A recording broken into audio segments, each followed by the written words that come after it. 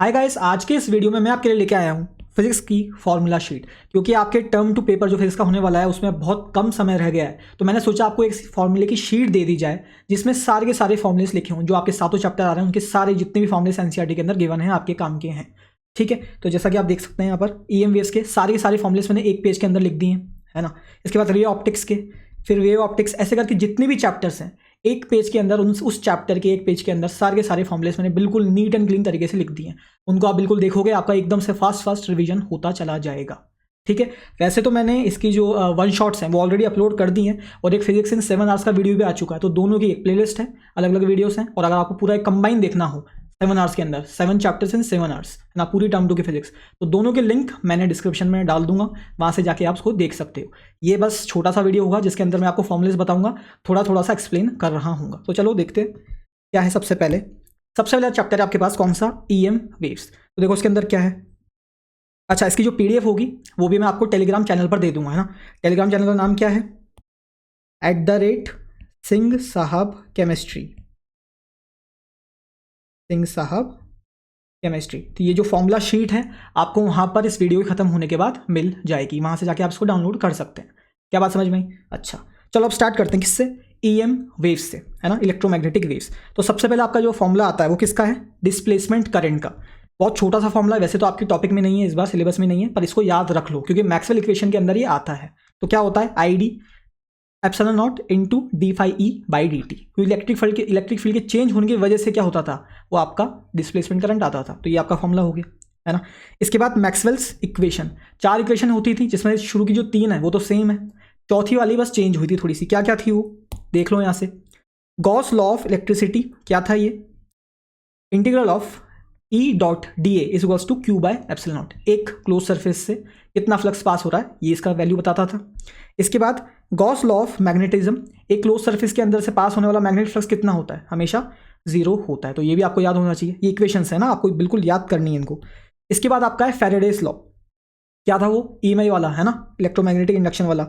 ई dot D L का जो line integral होता है वो किसके बराबर होता है, minus of D phi B by D T, change in magnetic flux upon time. ठीक है, ये हो गया आपका। इसके बाद जो चेंज करा था मैक्सवेल ने, जो मॉडिफाई करा था वो क्या था, एम्पियर्स का मैक्सवेल लॉ। ठीक है, ये क्या था, जो मॉडिफाई वो आपको बता रहा हूं मैं कौन सा। बी डॉट डी एल का जो लाइन इंटीग्रल होता है वो कितना होता है, म्यू नॉट। म्यू नॉट क्या है यहाँ पर, आपकी एब्सोल्यूट परमिएबिलिटी, है ना, परमिएबिलिटी।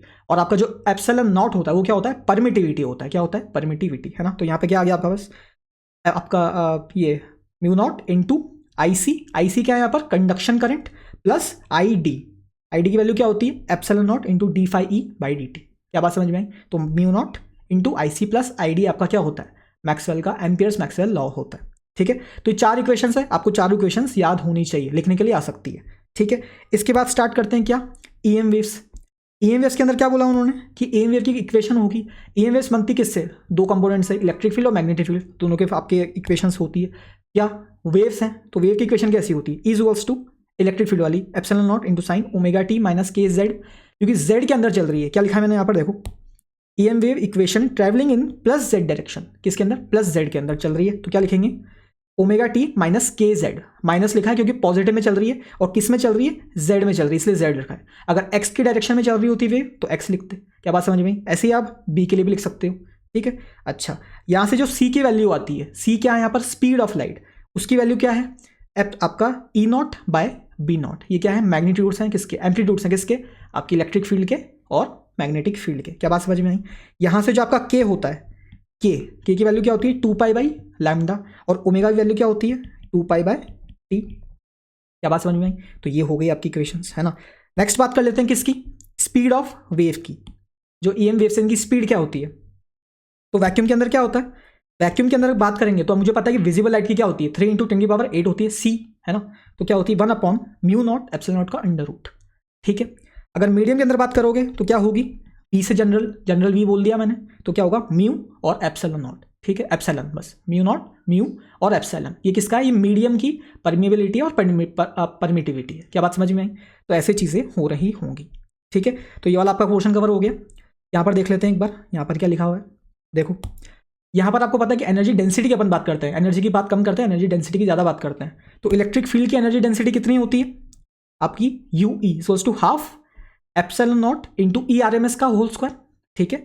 मैग्नेटिक फील्ड की एनर्जी डेंसिटी कितनी होती है, हाफ इंटू बी नॉट आपका BRMS का स्क्वायर अपॉन म्यू नॉट। क्या बात समझ में आ गई? तो यहाँ से दोनों इक्वेशंस आपके पास आ गई है। अगर मैं एवरेज इंटेंसिटी निकालना चाहूँ, ये तो किसकी निकाली थी मैंने, इलेक्ट्रिक फील्ड की अलग, मैग्नेटिक फील्ड की अलग। अगर मैं एवरेज डेंसिटी निकालना चाहूँ किसकी, EM वेव्स की, तो क्या निकल के आती है मेरे पास, इन दोनों का समेशन। तो क्या हो जाएगा वो, ये। अच्छा, इसका डेरिवेशन भी होता था, जिससे अपने डेरिवेशन से क्या प्रूव करा था, एवरेज जो आपकी ये आती है डेंसिटी, ये किसके बराबर आ जाती है, एप्सिलॉन नॉट इंटू ERMS का होल स्क्वायर के बराबर आ जाती है, जब इसको आप सॉल्व करोगे। क्या बात समझ में आई? तो ये दोनों इक्वेशंस आपको याद रखनी है, ठीक है। अब नेक्स्ट बात कर लेते हैं इंटेंसिटी की। इंटेंसिटी क्या होती है, I equals to energy density, average energy density into C, speed of light in vacuum, ठीक है। तो यहाँ से क्या है, एनर्जी डेंसिटी कितनी थी आपकी, एप्सिलॉन नॉट इंटू ERMS का स्क्वायर थी, यहाँ से इंटू C कर दिया आपने, तो आपके पास इंटेंसिटी का फॉर्मूला आ गया। क्या बात समझ में आई? तो यहाँ से इंटेंसिटी भी हो गया। अब देखो मोमेंटम, अपने को पता है कि अगर किसके पास एनर्जी है ना, एनर्जी डेंसिटी उसके पास है, तो उसके पास क्या होगा, उसके पास मोमेंटम भी होगा। मोमेंटम कितना होता है इन वेव्स का, U/c। यहाँ पर U क्या है, U क्या इधर एनर्जी है, क्या है एनर्जी, एनर्जी डेंसिटी नहीं है, एनर्जी है। क्या बात समझ में आई? तो यहाँ से आप इन चीज़ों को देख सकते हो। तो आपको जो EM वेव्स के जितने भी फॉर्मुलेस थे वो सारे कंप्लीट हो चुके हैं। तो ज़्यादा बड़े बड़े फॉर्मुलेस नहीं है, बिल्कुल आसान से फॉर्मुलेस हैं। ये PDF आपको मिल जाएगी, वहाँ से आप बिल्कुल आसानी से वन शॉट रिविजन कर सकते हो, ठीक है। अच्छा, तो आपका पहला चैप्टर निपट गया यहाँ पर। इसके बाद हम आ जाते हैं सीधा किस पे, रे ऑप्टिक्स पे आ जाते हैं। रे ऑप्टिक्स के अंदर सबसे पहला जो इंपॉर्टेंट लॉ होता है वो क्या होता है, स्नेल्स लॉ होता है ना। रिफ्रैक्शन से स्टार्ट करना है, तो स्नेल्स लॉ क्या होता है, sin I by sin R equals to N2/N1, ठीक है। ये लॉ तो सबको याद रहता ही है। इसके बाद जो आपका रिफ्रैक्टिव इंडेक्स होता है वो कितना होता है, C/V। V क्या है, उस मीडियम के अंदर जितनी स्पीड से लाइट चलने वाली है, ठीक है। C क्या है, वैक्यूम के अंदर जिससे चलती है। तो ये आपका फॉर्मूला हो गया। इसके बाद आपको याद होगा लेटरल शिफ्ट हम कराते थे, है ना, पैरेलली शिफ्ट हो जाती थी। तो जितना वो डिस्टेंस शिफ्ट होता था ना, मतलब ऐसे जाती थी, यूँ जाती थी और यूँ जाती थी, है ना। तो ये जो डिस्टेंस है ये वाला, इसको मैं लिख रहा हूँ किससे, T into sine I minus R, T into sine I minus R upon cos R. I और R क्या है यहाँ पर, इंसिडेंट एंगल और आपके रिफ्रैक्टेड एंगल, ठीक है। और T क्या है, थिकनेस ऑफ स्लैब। जो स्लैब लेते थे ना, ये जो स्लैब लेते थे इसकी क्या थिकनेस। क्या बात समझ में आई? तो ये भी फॉर्मूला आपको याद रखना है, ठीक है। अच्छा, अब देखो नेक्स्ट क्या है अपने पास, अपेरेंट डेप्थ और रियल डेप्थ। इसका भी फॉर्मूला मैंने आपको लिखवाया था, है ना, वन शॉट के अंदर पूरा डिराइव कराया था इसको मैंने। देखो इसमें आपको ध्यान रखना जरूरी, क्योंकि इसके अंदर बच्चे गलती कर देते हैं।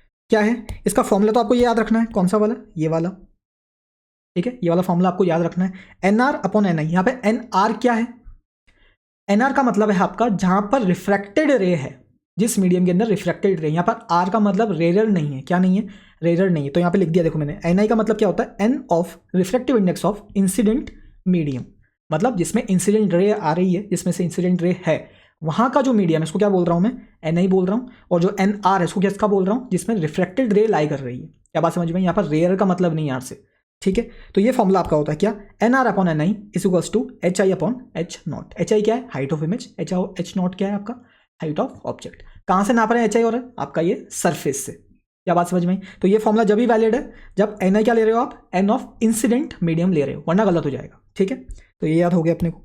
इसके बाद नेक्स्ट आ जाते हैं किस पे, क्रिटिकल एंगल पे, है ना। क्रिटिकल एंगल पे TIR होता था, TIR के अंदर आता है ना। क्या होता था इसके अंदर, जब डेंसर से रेयर के अंदर जाती है कोई भी रे, है ना, डेंसर से रेयर के अंदर, तो 90 डिग्री पे बेंड हो जाती है पूरी, है ना, मतलब पूरी की पूरी फ्लैट हो जाती है। तो उसको क्या बोलते हैं अपन, उस एंगल को क्या बोलते हैं, क्रिटिकल एंगल। तो किससे निकलते थे उसको, साइन इनवर्स NR/ND। यहाँ पर NR क्या है, रेयर मीडियम है, ठीक है। क्या है, रेयर मीडियम। और D क्या है, डेंसर मीडियम है। ये याद रखना है आपको, रेयर NR/ND डेंसर मीडियम का रिफ्रैक्टिव इंडेक्स। क्या बात समझ में आ गई? तो यहाँ से क्रिटिकल एंगल भी आप निकाल लोगे बड़ी आसानी से, है ना, अगर दे दिया जाए आपको दोनों मीडियम का रिफ्रैक्टिव इंडेक्स। अब नेक्स्ट क्या आ जाते हैं अपन, refraction from spherical surface. Refraction from spherical surface, तो कॉन्वेक्स लेंस के लिए, कॉन्वेक्स सरफेस के लिए, सॉरी लेंस नहीं, लेंस के बारे में आप थोड़ी देर से पढ़ेंगे। कॉन्वेक्स सरफेस जब होता है ना, ऐसा जो सरफेस होता है, इससे जब रिफ्रैक्शन होता है तब इक्वेशन कैसे आती है, N2/V माइनस N1/U। N2 क्या है, जिसके अंदर जा रही है, N1 क्या है, जिससे आ रही है, V क्या है, आपकी इमेज की डिस्टेंस, U क्या है, आपकी ऑब्जेक्ट की distance, N2 minus N1/R। R क्या है, उस जो सरफेस आपका बना हुआ, जो आपका कॉन्वेक्स सरफेस है, जहाँ से स्फेरिकल सरफेस जो है, उसका रेडियस ऑफ कर्वेचर। क्या बात समझ में आई? तो ये भी आपका क्लियर हो गया। इसकी आप साइंस कैसे लोगे, आपको बताया था, इंसिडेंट रे के जो डायरेक्शन में जितनी वैल्यूज हैं उस वो क्या होगी, सबकी सब पॉजिटिव होगी, जो उल्टी होगी वो क्या होगी, नेगेटिव होगी। इसको पॉजिटिव बोल रहा हूँ मैं, इंसिडेंट रे को, तो इस डायरेक्शन में जो हुई वो पॉजिटिव, उल्टी डायरेक्शन में जो हुई वो नेगेटिव। क्या बात समझ में आई? आंसर वैसे पुट कर देना, कोई दिक्कत नहीं है, बिल्कुल आसानी से आंसर निकल जाएगा। ठीक है, अच्छा ये हो गया आपका।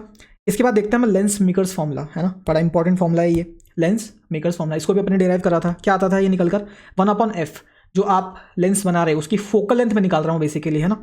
तो क्या आती थी वो 1/f equals to n2/n1 - 1 into 1/r1 - 1/r2। आपको पता है दो सरफेस होते हैं किसी भी कॉन्वेक्स लेंस के, है ना, r1 r2 दोनों अलग अलग हो सकते हैं।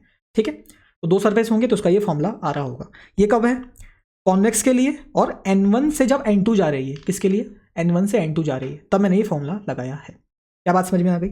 अच्छा, आपका मिरर फॉर्मूला लिख दिया यहाँ पर गलती से, मिरर फॉर्मूला नहीं है ये क्या है? लेंस फॉर्मूला है। क्या है? Lens formula.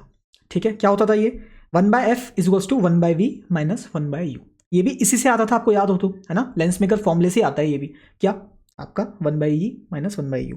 इसके बाद क्या है? लीनियर मैग्निफिकेशन, वो भी अपने को पता है क्या होता है, v/u होता है। उसको आप लिख सकते हो क्या? hi/h0, height of image upon height of object. ठीक है, पावर सब जानते ही हैं, पावर क्या होती है? 1/f, 1 focal length. डायप्टर में इसको नापते हैं। देखो नेक्स्ट क्या है?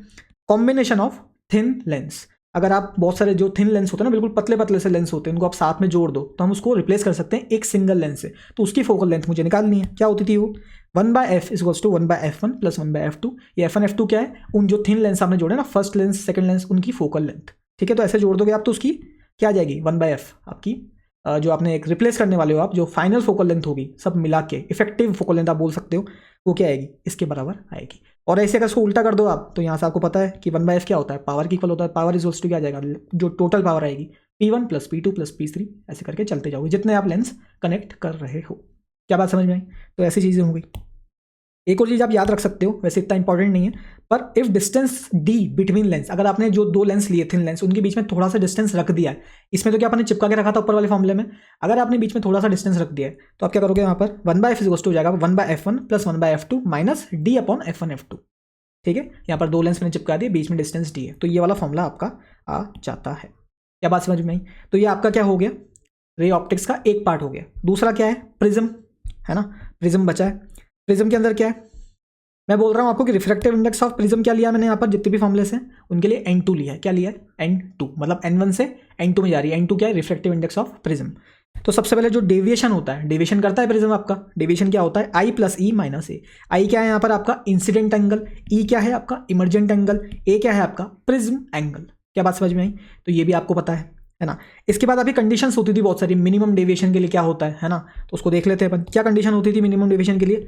I = E, मतलब आपका जो I है और E है वो क्या इक्वल हो जाते हैं मिनिमम डेविएशन पे, और R1 R2 क्या होते हैं? वो भी दोनों इक्वल होते हैं। क्या बात समझ में आ गई? अच्छा, इसका जो अपने को मिनिमम डेविएशन का जो फॉर्मूला निकल के आता था, किसके टर्म्स में? आपके रिफ्रैक्टिव इंडेक्स ऑफ प्रिज्म और आप जहां से आप रे भेज रहे हो और मिनिमम डेविएशन, इन तीनों का एक फॉर्मूला बनता था। क्या बनता था वो? n21। n21 क्या है मतलब इसका? n21 का मतलब क्या है? n2/n1। n2 क्या है? प्रिज्म का रिफ्रैक्टिव इंडेक्स, और n1 क्या है? जहां से आप भेज रहे हो। अगर एयर है तो 1 हो जाएगा वो। क्या बात समझ में आ गई? देखो क्या होता था n21, क्या होगा ये?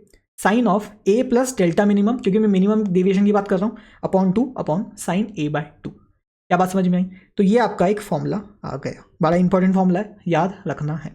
ठीक है, अब देखो अगर मैं थिन लेंस की बात करता हूँ, थिन लेंस ने वापस गलत लिख दिया यहाँ पर, थिन लेंस नहीं है, क्या है ये?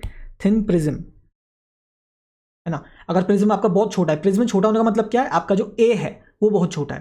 क्या छोटा है आपका? Prism angle. प्रिज्म एंगल बहुत छोटा हो जाएगा तो क्या हो जाएगा? बहुत छोटा सा आपका पतला सा हो जाएगा बिल्कुल प्रिज्म। क्या बात समझ में आई? तो अगर आप थिन प्रिज्म की बात कर रहे हो तो उसके अंदर क्या इक्वेशन आ जाती है आपकी? Delta minimum equals to n21 - 1/a। क्या बात समझ में आई? इसी से आता है ये, क्योंकि साइन क्या हो जाएगा? Sine theta equals to theta हो जाएगा बेसिकली, बहुत छोटा हो जाएगा एंगल। तो यहाँ से आप इसको डिराइव कर सकते हो। तो ये दोनों जो फॉर्मुलेस हैं आपको याद रखने हैं। ठीक है, तो आपको बड़ी हेल्प हो जाएगी इससे।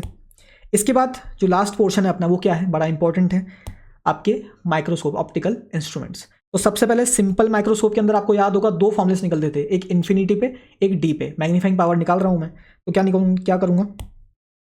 मैग्निफिकेशन है डी, डी क्या है? नियर पॉइंट है, 1 + d/f। डी क्या है यहाँ पर? Near point. एफ क्या है? उसकी फोकल पावर, फोकल लेंथ। ठीक है, एम इन्फिनिटी क्या होती है? जब इन्फिनिटी पे इमेज बन रही है सिंपल माइक्रोस्कोप से, d/f हो जाती है। बिल्कुल आसान से फॉर्मूले याद हो जाएंगे। इसके बाद क्या है नेक्स्ट आपका? Compound microscope. अच्छा, इसमें देखो ये भी याद रखना है, वैसे ये आपका इंपॉर्टेंट फॉर्मूला तो ये वाला है, पर अपने को ये भी याद रखना है। MO, O क्या है यहाँ पर, objective lens into magnification of E क्या है यहाँ पर, आईपीस। ठीक है, इन दोनों के, तो ये होता था आपका MO और ये होता था आपका ME। तो क्या आ जाएगा, L/F0 इंटू D/FE। FO क्या है, ऑब्जेक्टिव, आपकी जो ऑब्जेक्टिव लेंस है उसकी फोकल लेंथ, FE आपका जो आईपीस है उसकी फोकल लेंथ। क्या बात समझ में आई। और L क्या होता था, ट्यूब लेंथ, है ना, दोनों बीच जो आपके लेंस हैं उन दोनों के बीच का डिस्टेंस, ट्यूब लेंथ। क्या बात समझ में आ गई। तो यहाँ से ये हो गया। अब नेक्स्ट देख लेते हैं टेलीस्कोप के बारे में। टेलीस्कोप क्या है, टेलीस्कोप होता है आपका इन्फिनिटी पे इमेज बना रहा है मान लो, तो क्या लिखेंगे, F0/FE। क्या बात समझ में आई, F0/FE। इसके अंदर भी दो लेंस होते थे, ऑब्जेक्टिव होता था और एक आईपीस होता था। तो यहाँ से आपका जो रे ऑप्टिक्स वाला पार्ट है उसके जितने भी फॉर्मुलेस हैं वो सब मैंने आपको यहाँ पर आसानी से बिल्कुल ईजी लैंग्वेज में बता दिए हैं। याद करके जाना है, फॉर्मुला लगाना है, न्यूमेरिकल के अंदर आंसर निकालना है और नंबर भी लेके आना है। क्या, ठीक है। चलो, तो दो चैप्टर हो गए आपके, कौन से EMFs हो गया, रे ऑप्टिक्स हो गया। अब जो नेक्स्ट चैप्टर आ रहे हैं ना, इसके अंदर ज़्यादा फॉर्मुलेस नहीं है। रे ऑप्टिक्स के अंदर सबसे ज़्यादा फॉर्मुलेस होते हैं, है ना। अब ज़्यादा फॉर्मुलेस नहीं आएंगे। ठीक, तो बात करते हैं रे ऑप्टिक्स, जो नेक्स्ट चैप्टर है। सबसे पहला क्या है, आपको याद होना चाहिए कि जो आई होता है, इंटेंसिटी होती है, वो किसके प्रोपोर्शनल होती है, A² के प्रोपोर्शनल होती है। तो हमको पता है कि A क्या है, वेक्टर है ना। एम्पलीट्यूड को कैसे ऐड करते हैं हम, वेक्टर सम से ऐड करते हैं। तो मैं बोल सकता हूँ जो नेट एम्पलीट्यूड होगा, अगर सुपर पोजिशन हो रही दो वेव्स की, A1 और A2 वाली की, A1² + A2² + 2A1 A2 cos φ। Phi क्या है यहाँ पर, फेस डिफरेंस। क्या है यहाँ पर फाई, फेस डिफरेंस। क्या बात समझ में आएगी, फेस डिफरेंस है। अब देखो, अगर ये ऐसा है तो यहाँ से आप क्या निकाल सकते हो, आई निकाल सकते हो, कि मुझे पता है कि आई किसके प्रोपोर्शनल है, A² के प्रोपोर्शनल है। तो यहाँ से आई की इक्वेशन आ जाएगी आपके पास ये वाली, I = I1 + I2 + 2 √ में I1 I2 × cos φ। क्या बात समझ में आ गई। तो ये चीज़ हो गई। अच्छा, अब आपसे भाई कई बार पूछा जाता है कि आई मैक्सिमम क्या है और आई मिनिमा क्या है। इसके अंदर वे ऑप्टिक्स के अंदर यही तो पढ़ते हैं, ब्राइट स्पॉट और मिनिमम स्पॉट, आपका डार्क स्पॉट, मैक्सिमा मिनिमा। तो अगर मैक्सिमम निकालना है तो मैक्सिमम निकालने के लिए इस इक्वेशन क्या करूंगा, सबसे ज़्यादा करने की कोशिश करूंगा। तो cos φ क्या होना चाहिए, इसके लिए 1 होना चाहिए। तो cos φ 1 लिया मैंने, तो आपकी इक्वेशन ये वाली आ गई। ठीक है, इसी इक्वेशन आ जाएगी ये वाली, सॉल्व करोगे तो। पर ये आपको याद होना चाहिए फॉर्मूला है। ठीक है, आई मिनिमम करना है तो क्या cos φ क्या हो जाएगा, मिनिमम वैल्यू ले ली बढ़ेगी इसकी cos φ की, तो -1 होती है इसकी मिनिमम वैल्यू, -1 ले ली। आई मिनिमम कितना आ गया, I1 √I1 - √I2 का होल स्क्वायर। क्या बात समझ में आ गई। तो यहाँ से आपका ये पहला पार्ट हो गया। इसके बाद सीधा चलते हैं अपन किस पे, YDSE पे। किस पे, YDSE, Young's double slit experiment.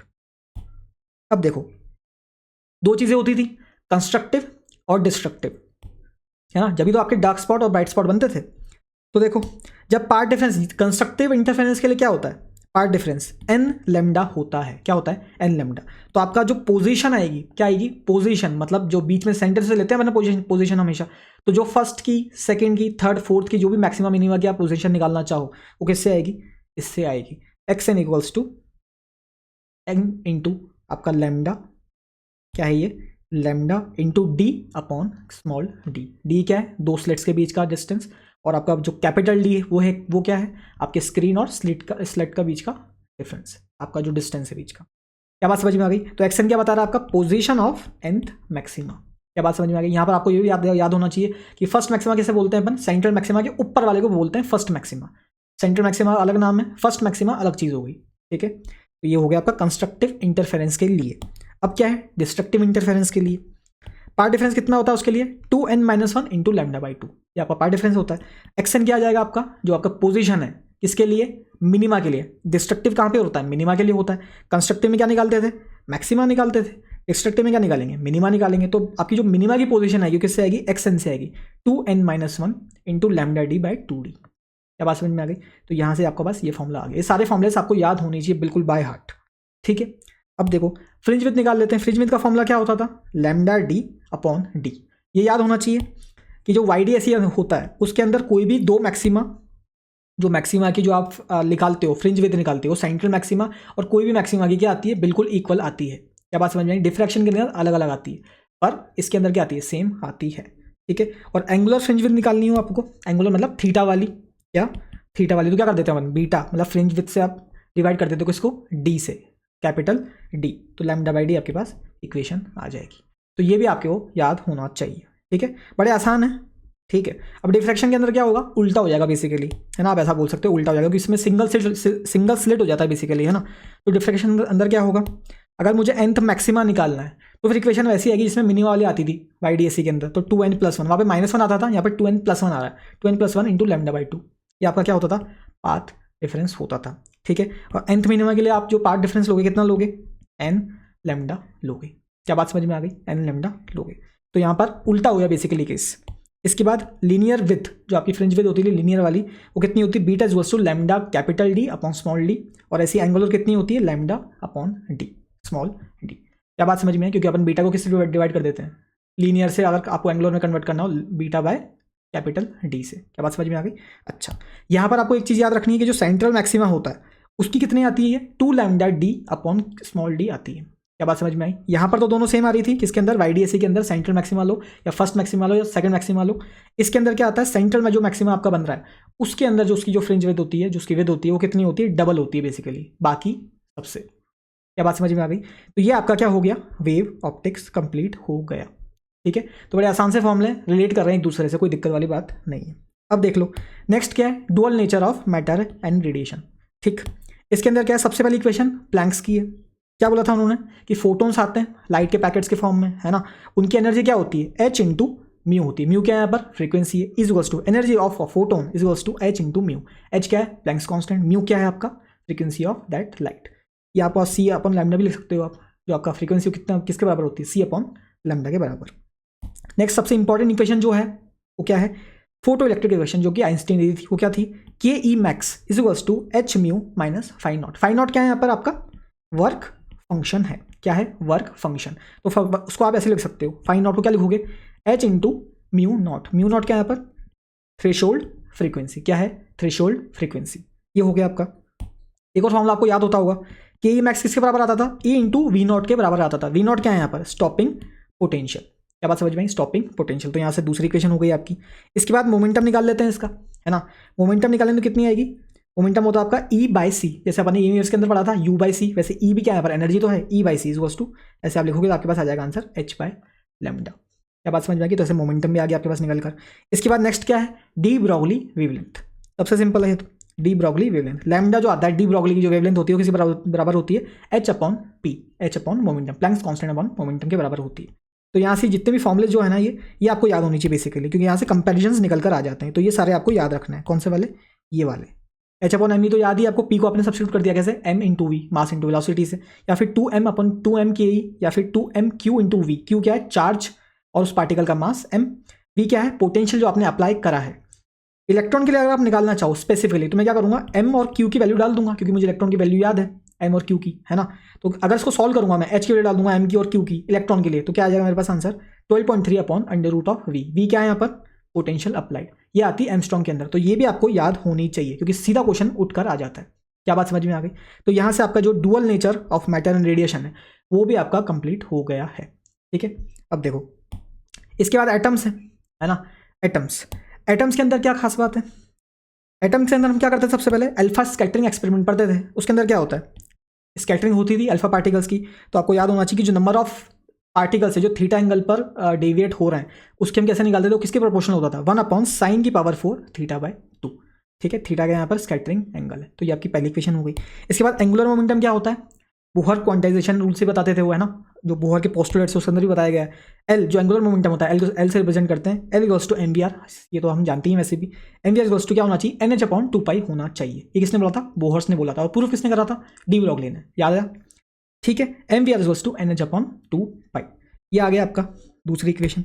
इसके बाद क्या जाता है, सबसे इंपॉर्टेंट इक्वेशन आपकी radius of nth orbit. Radius of nth orbit, तो rn जो होता है वो कैसे निकलेगा, n² epsilon not upon pi m into ZE²। ठीक है, या फिर आप बोल सकते हो ये किसकी प्रोपोर्शनल है, rn n² अपॉन z के प्रोपोर्शनल है। n² क्या है आपका ऑर्बिट नंबर, और z क्या है आपका यहाँ पर एटॉमिक नंबर, जो भी आप एटम ले रहे हो। ठीक है, इसके बाद इसको आप सॉल्व कर लोगे, h की वैल्यू डाल दोगे, पाई m इन सब की वैल्यू डाल दोगे, तो क्या आ जाएगा आपके पास 0.53 निकल कर आ जाएगा। तो इसको भी आपको याद कर लेना चाहिए। ठीक है, rn की वैल्यू यहाँ से आ गई। अब किसकी बात करते हैं, एनर्जी ऑफ इलेक्ट्रॉन। इलेक्ट्रॉन जो घूम रहा है ऑर्बिट के अंदर उसकी एनर्जी कितनी है वो देख लेते हैं। nth ऑर्बिट के अंदर घूम रहा है इलेक्ट्रॉन, उसकी एनर्जी कैसे निकालेंगे अपन, En इक्वल्स टू क्या होता था, -13.6 Z² इन इलेक्ट्रॉन वोल्ट। इलेक्ट्रॉन वोल्ट के अंदर इसको अपन नापते हैं। क्या बात समझ में आ गई। तो ये इक्वेशन बहुत ही इंपॉर्टेंट इक्वेशन है, ये तो याद होनी ही चाहिए। ठीक है, ये क्या है आपकी टोटल एनर्जी है। क्या बात समझ में आ गई? -13.6 अपॉन एन स्क्वायर, नेगेटिव है क्योंकि बाउंड है इलेक्ट्रॉन। ठीक है, अच्छा ये जो रिलेशन आता है ये भी आपको याद होना चाहिए, है ना। सारे फॉर्मुलेशन लिखे मैंने। टोटल एनर्जी किसकी होती है? टोटल एनर्जी ये वाली है ना। कौन सी वाली? ये वाली। तो काइनेटिक एनर्जी निकालनी तो क्या करोगे? Minus of total energy. और पोटेंशियल एनर्जी निकालनी तो क्या करोगे? 2 इंटू टोटल एनर्जी। तो यहाँ से आपको ये रिलेशन याद होना चाहिए। ठीक है, तो ये आ गई आपके पास। अच्छा, आयोनाइजेशन एनर्जी निकालनी तो क्या करेंगे? आयोनाइजेशन एनर्जी होती है कि कितनी एनर्जी देते हैं कि वो फ्री हो जाए इलेक्ट्रॉन। तो उसके पास कितनी एनर्जी है? -13.6 जेड स्क्वायर अपॉन एन। यही तो है आपकी energy, Z square upon N square. तो आप इतनी एनर्जी दे दो उसको, इतनी पॉजिटिव एनर्जी दे दोगे इतनी, तो वही क्या हो जाएगी आपकी आयोनाइजेशन एनर्जी हो जाएगी, मतलब नेगेटिव ऑफ टोटल एनर्जी। क्या बात समझ में आ गई? तो ये बात हो गई यहाँ से। अच्छा, अब नेक्स्ट क्या है? हमको ये पता है कि जब भी जो इलेक्ट्रॉन है वो हायर ऑर्बिट से लोअर ऑर्बिट के अंदर शिफ्ट करता है तो क्या इमिट करता है? फोटोन इमिट करता है। क्या इमिट करता है यार? फोटोन इमिट करता है। तो फोटोन ऑफ एच म्यू इस इमिटेड, उसकी कुछ एनर्जी होगी, एच म्यू की कोई रेडिएशन की वेवलेंथ होगी। ठीक है, तो एनर्जी क्या होती है उस फोटोन की? E2 minus E1। E2 क्या है? हायर ऑर्बिट में जो एनर्जी होगी इलेक्ट्रॉन की, माइनस E1 जो लोअर ऑर्बिट के अंदर एनर्जी है। क्या बात समझ में आ गई? अच्छा, अब देखो रिडबक्स इक्वेशन क्या होती है? रिडबक्स इक्वेशन यही जो आपका ट्रांजिशन हो रहा है एक ऑर्बिट से दूसरे ऑर्बिट के लिए, अगर उसकी वेवलेंथ में आपको निकालनी हो तो कैसे निकालोगे? रिडबक्स इक्वेशन से निकाल लोगे। 1 upon lambda equals to R into Z square. R क्या है? रिडबक्स कांस्टेंट है। कितना होता है वो? 1.097 इंटू 10⁻⁷ मीटर माइनस। ठीक है, ये हो गया। इसके बाद ये N1 क्या है आपका? Lower orbit. N2 क्या है आपका? Higher orbit. ये आपको याद रखना है। तो ये इक्वेशन भी बड़ी इंपॉर्टेंट है, लाइमन बाल्मर इनके अंदर निकालने में मदद करती है, इसकी वेवलेंथ और आपकी नंबर ऑफ स्पेक्ट्रल लाइंस। अब क्या next? Number of spectral lines emitted. जब भी एक ऑर्बिट से दूसरे ऑर्बिट में जाता है आपका इलेक्ट्रॉन, हायर ऑर्बिट से लोअर ऑर्बिट में आया, तो कितनी लाइंस बन सकती है वो निकालने का फॉर्मूला क्या है? N2 minus N1 into N2 minus N1 plus 1 upon 2। ये आपका फॉर्मूला है। और मान लो अगर वो N1 क्या है? N1 अगर वो लोएस्ट ऑर्बिट के अंदर आ रहा है, 1 के अंदर आ रहा है, तो N1 को 1 रख दो, क्या आ जाएगा आपके पास? N2 minus 1 into N2 minus 1 plus 1 0 हो गया इंटू N2 अपॉन 2। तो ये कब है? जब वो लोअर ऑर्बिट के अंदर आ रहा है, मतलब फर्स्ट ऑर्बिट के अंदर आ रहा है। अगर N1 जो क्या है आपका? वो 1 है। क्या बात समझ में आ गई? तो ये वाला फॉर्मूला वैलिड है, इसी से तो निकल कर आया है। तो आप बस ये याद रख लो। ठीक है, तो यहाँ से आपका जो एटम्स है वो भी क्या हो गया? कंप्लीट हो गया। ठीक है, अब देखो न्यूक्लियर क्या है? बहुत ही छोटा सा पोर्शन है। न्यूक्लियर के अंदर सबसे पहली इक्वेशन किसके अंदर लिखते हैं अपन? रेडियस की। बेसिकली बात किसकी करते हैं उसके अंदर? रेडियस की तो बात करते हैं, न्यूक्लियर के रेडियस की। तो क्या होता है? Radius of nuclear equals to R0 into A की पावर 1/3। क्या बात समझ में आ गई? ए क्या है यहाँ पर? मास नंबर है। ठीक है, कंपेरिजन फॉर्मूले आ जाते हैं यहाँ से। मास डिफेक्ट क्या होता है? डेल्टा एम से इसको रिप्रेजेंट करते हैं। क्या होता है ये? Z into M P plus A minus Z into M N minus M of N. क्या है एक बार समझ लो यहाँ से क्या है ये? Z क्या है? Atomic number into mass of proton plus A minus Z. A minus Z क्या हुआ? नंबर ऑफ न्यूट्रॉन्स, है ना, इसे लिखते थे number of neutrons into M N mass of neutron. ये क्या हो गया आपका? नंबर ऑफ न्यूक्लियॉन्स का total mass minus M N. M N क्या है? Mass of nucleus. आपने एज इट इज उसको वेट कर लिया, तो कितना जो डिफेक्ट आएगा, जो आपका डिफरेंस आएगा, उसको क्या बोलेंगे हम? मास डिफेक्ट बोलेंगे। क्या बात समझ में आ गई? नेक्स्ट क्या है? Binding energy. बाइंडिंग एनर्जी किससे बोलते हैं? बीई से। क्या होती है वो? डेल्टा एम इंटू सी स्क्वायर, मास डिफेक्ट इंटू सी का स्क्वायर। ये होती है आपकी बाइंडिंग एनर्जी। ठीक है, इसके बाद है बाइंडिंग एनर्जी पर न्यूक्लियन। ये क्या है? न्यूक्लियन की निकालनी है। टोटल बाइंडिंग एनर्जी कितनी है? मान लो x है। अगर एक आपकी न्यूक्लियॉन्स की लगानी, पर न्यूक्लियन निकालनी है, एक प्रोटॉन की, एक न्यूक्लियन उसकी न्यूट्रॉन की, तो क्या करेंगे? टोटल नंबर ऑफ न्यूक्लियन से क्या कर दोगे आप? डिवाइड कर दोगे। टोटल नंबर ऑफ न्यूक्लियंस कैसे बोलते हैं अपन? ए से बोलते हैं, मास नंबर से। क्या करोगे? बाइंडिंग एनर्जी बाय ए। तो यहाँ से आपका ये फॉर्मूला आ गया। ठीक है, तो न्यूक्लियर भी आपका खत्म हो चुका है। ठीक है, लास्ट क्या है अपने पास? Last chapter semiconductors. इसके अंदर तो मतलब बोलने के लिए फॉर्मुलेस लिख दिए मैंने, बाकी ऐसे कोई इतने इंपॉर्टेंट फॉर्मुलेस है ही नहीं है। टोटल करंट कितना है आपको को पता है? 2 चीज़ों से आता है, एक इलेक्ट्रॉन से नेगेटिव चार्जेस और एक होल से। किससे? होल्स से। तो दोनों से मिलकर आपको क्या बनता है? करंट बनता है। तो ये तो सिंपल सी इक्वेशन है, वैसे ही याद रहती है। इसके बाद इलेक्ट्रिकल कंडक्टिविटी का एक फॉर्मूला है जो आपको याद कर लो। ठीक है, इलेक्ट्रिकल कंडक्टिविटी क्या होती है? E into N E. N क्या है? Number of electrons into U E. U क्या है यहाँ पर? म्यू क्या है? Mobility of that electrons. ठीक है, plus N H number of holes into mu H mobility of hole. तो ये आपकी सेकेंड इक्वेशन हो गई। अगर आपकी ये दे दी जाए, इसकी वैल्यूज दे दी जाए, तो उसको सपोर्ट कर लो, इलेक्ट्रिकल कंडक्टिविटी निकाल लो। क्या बात समझ में आ गई? तो ऐसे करके जो आपके सारे चैप्टर्स हैं उसके जितने भी फॉर्मुलेस हैं मैंने एक पेज के अंदर लिख दिए, है ना। तो बहुत अच्छा आपको लगेगा ऐसे इसको पढ़ के, बहुत बढ़िया फास्ट तरीके से इसको रिवीजन आपका हो रहा होगा, है ना।